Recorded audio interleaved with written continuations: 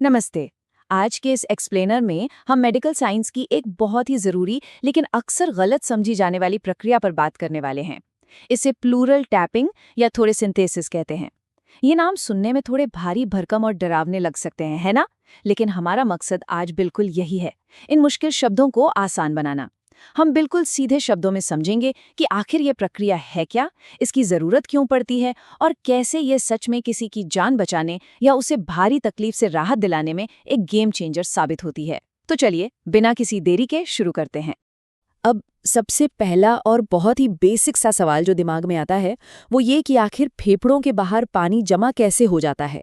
मतलब सांस से जुड़ी कोई भी दिक्कत हो तो सुनकर ही डर लगने लगता है। जब किसी मरीज को ये बताया जाता है कि उनके फेफड़ों के पास पानी भर गया है, तो घबराहट होना तो बिल्कुल लाजमी है। लेकिन सच बताऊं, इसमें घबराने वाली बात नहीं है। जब हम इसके पीछे के विज्ञान को, इस पूरे बॉडी मैकेनिज्म को समझते हैं ना, तो डर अपने आप गायब हो जाता है और चीजें एकदम शीशे की तरह साफ हो जाती हैं। ठीक है, तो आइए एक नज़र डालते हैं कि आज हम इस एक्सप्लेनर में किन किन पॉइंट्स को कवर करने वाले हैं।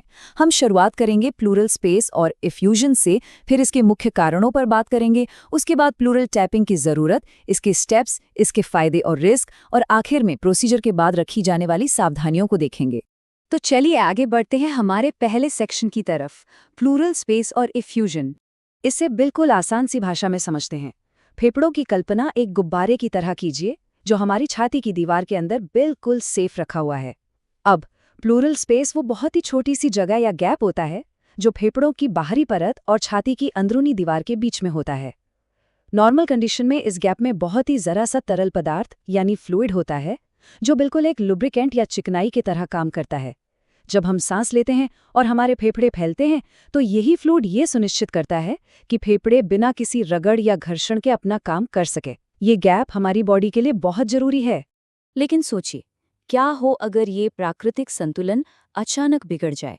जब इस छोटी सी जगह यानी इसी प्लूरल स्पेस में नॉर्मल से बहुत ज्यादा मात्रा में पानी या द्रव जमा होने लगता है, तो मेडिकल भाषा में इसी स्थिति को प्लूरल इफ्यूजन कहा जाता है। अब इसे ऐसे इमेजिन कीजिए, जैसे एक बहुत ही छोटे से बंद कमरे में अचानक से बहुत सारा पानी भर दिया जाए। क्या होगा? बिल्कुल, इसका सीधा असर फेफड़ों पर पड़ता है। उन्हें ठीक से फैलने के लिए जगह ही नहीं मिल पाती और बस यहीं से सांस फूलने और बाकी परेशानियां शुरू हो जाती हैं। आगे बढ़ते हैं सेक्शन 2 की ओर। इसके मुख्य कारण। आखिर ये पानी भरता क्यों है? देखिए, प्लूरल इफ्यूजन कोई अपने आप में इकलौती बीमारी नहीं है, बल्कि अक्सर शरीर में चल रही किसी दूसरी गंभीर बीमारी का एक बड़ा संकेत या उसका नतीजा होता है। इसके कई गंभीर कारण हो सकते हैं, जैसे ट्यूबरक्लोसिस यानी टीबी और निमोनिया जैसे इन्फेक्शन। इसके अलावा कैंसर, हार्ट फेलियर, किडनी या लिवर से जुड़ी बीमारियां, फेफड़ों का कोई गहरा संक्रमण या फिर शरीर में होने वाली गंभीर सूजन से जुड़ी बीमारियां भी इसकी वजह बन सकती हैं। तो असल में शरीर इस पानी के जरिए हमें ये बताने की कोशिश कर रहा होता है कि अंदर कुछ बहुत बड़ी गड़बड़ चल रही है, जिस पर तुरंत ध्यान देने की जरूरत है। अब आते हैं तीसरे भाग पर, प्लूरल टैपिंग की जरूरत। आखिर डॉक्टर इस प्रक्रिया को करते क्यों हैं? तो बात यह है कि ये प्रोसीजर मुख्य रूप से 2 अलग-अलग लेकिन बहुत ही ज़रूरी वजहों से किया जाता है। पहला है डायग्नोस्टिक पर्पस, यानी जांच पड़ताल। जब इस पानी को बाहर निकाला जाता है तो उसे लैब में टेस्टिंग के लिए भेजते हैं, ताकि बीमारी की असली जड़ का पता लगाया जा सके कि ये टीबी है, कोई और इन्फेक्शन है या कुछ और दूसरा है थेराप्यूटिक पर्पस, यानी सीधा इलाज।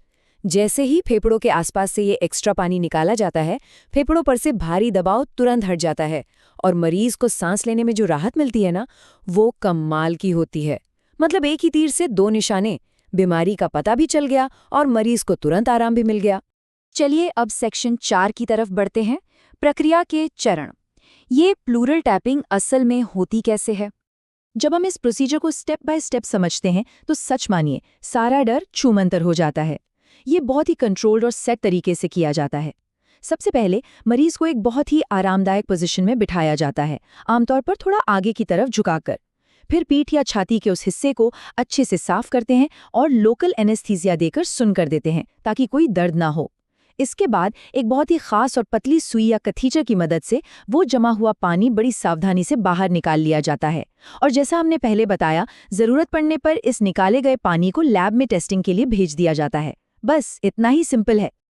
अब जो सबसे खास बात यहाँ ध्यान देने वाली है वो ये कि सुनने में भले ये सब बहुत लंबा या भारी भरकम लगे, लेकिन असल में इस पूरे प्रोसेस में मुश्किल से 15 से 30 मिनट का ही समय लगता है।